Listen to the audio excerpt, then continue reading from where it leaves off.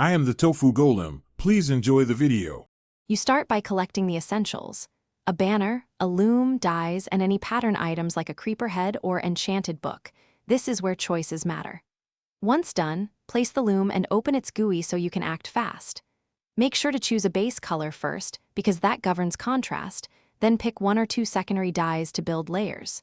You're establishing a visual hierarchy, so think in terms of bold background, mid-layer, and accent. Next, you'll build the pattern by layering.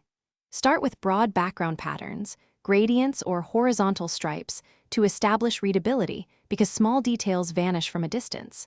Then add mid-layer shapes like chevrons or crosses to frame the motif. Use pattern items for unique effects. A creeper head or banner pattern adds focal detail that draws the eye. Once done, apply accent layers with high-contrast dyes to emphasize edges. Test on a spare banner and adjust until the composition reads clearly in-game. To finish, place your banner on a shield or banner stand and step back to inspect visibility at typical viewing distances. This confirms that your contrasts work.